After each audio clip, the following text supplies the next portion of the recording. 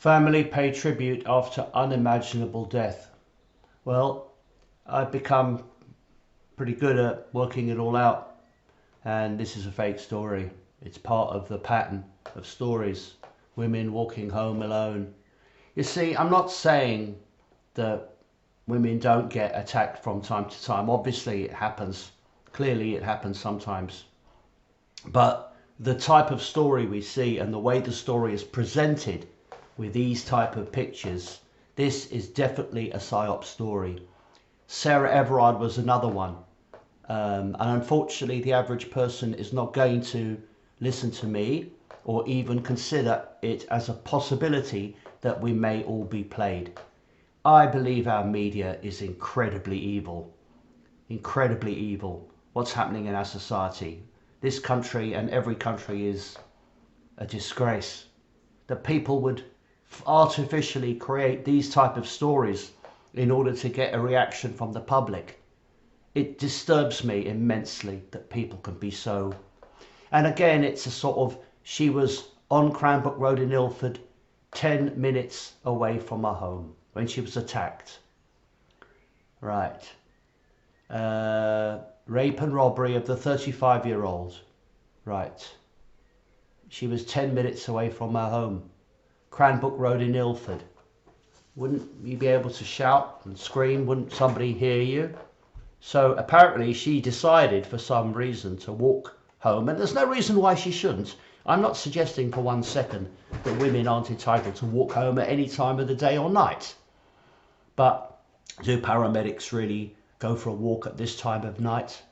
Apparently, paramedics were called at 2:45 BST. Bullshit time, I'd say. Was found by members of the public. Multiple serious injuries. And again, we have these petrol station flower shrines, which are very much a part of all these psyops. Petrol station flowers. Her name was Zara Elena, written on a cardboard box. There are people out there who specialize in manufacturing these type of false events to get the public to react, right? Probably these petrol station flowers and this box with her name was Zara Elena on it. We must prevent, and this is her family speaking. It's extraordinary how, even though they should be completely in shock, they still have the sound bites available. We must prevent and stop violence against women and girls. But the warmth and kindness that our community has shown, so soft and gentle, she never had a bad word to say about anyone. She graduated in October and had only been working at the Royal Courts of Justice for a few weeks. Look at this very, very bad picture. She was everybody's friend, everybody's niece, everybody's sister, everybody's cousin. She was pure of heart. I mean, honestly, is this from Mills and Boon? She was a joy to all of us, her sparkling eyes and her curly jet black hair, her glorious laughter and her sweet smiling voice. Her tiny frame embodied a passionate spirit and indomitable energy. And this tiny frame girl was walking home at 2:45 a.m. Down some back street, right, and got attacked and whatnot. Nobody worked harder than Zara. She glued our community together. Shrieking with joy when she spotted the birds as a child, she would giggle and make us laugh. She was always the bigger person in any situation. I mean, come on. This is not... I mean, if somebody I really loved died unexpectedly in such a traumatic fashion, even I would not be able to come up with this guff, right? I mean... and of course, she's got government links here. She completed her legal practice, Crown Prosecution Service, 2-year work placement.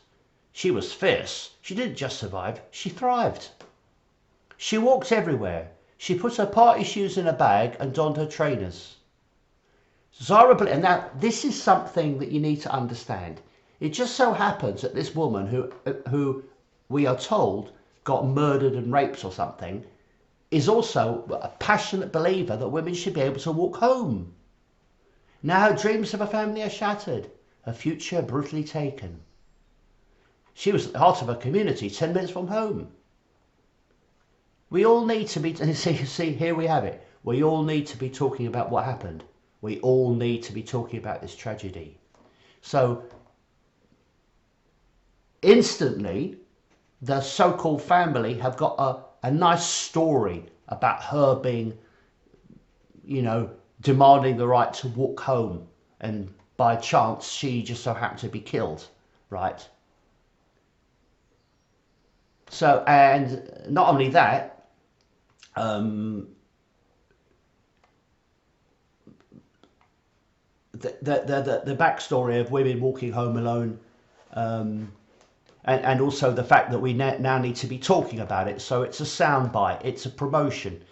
What people don't understand is a lot of things that we're told on news, like school shootings, are done by the state to create a backlash and an agenda, in order to get us to do what they want us to do.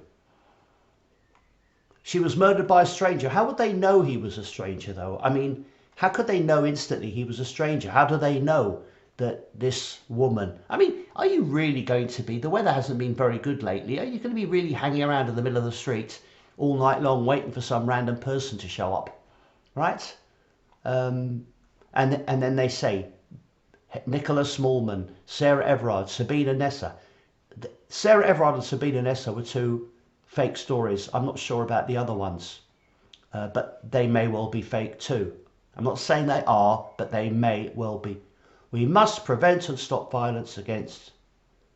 Rest in power, Zara Natasha Alina. I wonder if her name is some sort of anagram, right?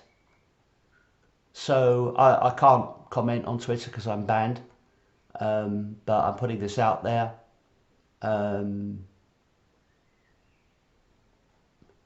And I don't believe this story. I believe this story is manufactured by the state.